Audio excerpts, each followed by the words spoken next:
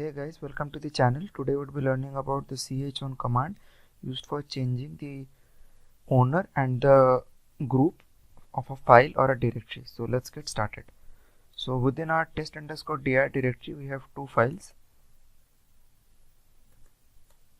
abc, and the other file is by the name of def.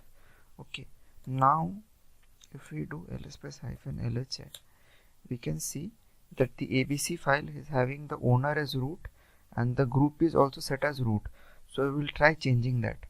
So if we use chown followed by app colon app followed by the file name, okay, it will get changed. As we can see here, the owner name as well as the group name got changed to app. Okay, now we can do one thing, is that there is a shortcut for doing the very same thing.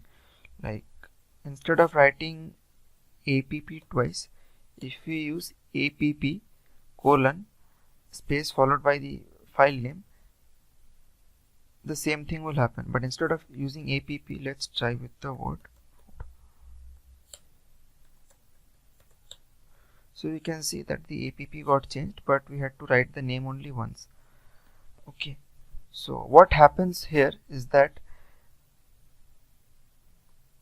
if the username root is not part of any group, then what will happen? The group name will be same as the root, as the owner name. Like, the owner is root, and if the owner doesn't belong to a group, then the instead of the group name, the owner name will get placed. Since the root is not part of any group, so that's why the group name is also being considered over here as root. So let's get into the test_dir folder. Over here the files have been changed to root permissions, and now what we'll be doing is trying to change them to owner name and group name, which will be different. Like, we have already created a group name by the name of test_group, and app user is already a part of it.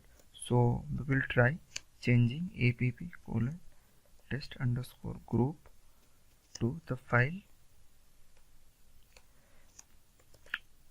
abc. Now, so we give lsf and lha, so it is reflecting as app and test_group. Okay, now we will try changing the group name only. So before that we have to change, let's consider the def user, and we will give root permissions at both levels. So we can see there is root and root. So now what we will do is test_group to df.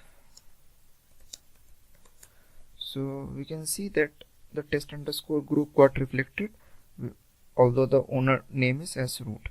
Now the chown command also works at recursive fashion. So in order to show that thing, we have to go to parent directory.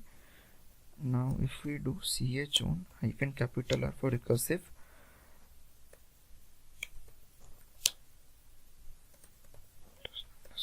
dir, so we can see that for test_dir it is root, and if we go within test_dir, so all of them are root here. Okay, but before it was some app, some test_group, so all of them got changed to root. So that's how the chown command works. So guys, please subscribe to the channel and hit the bell icon to get the regular updates for latest videos from my channel.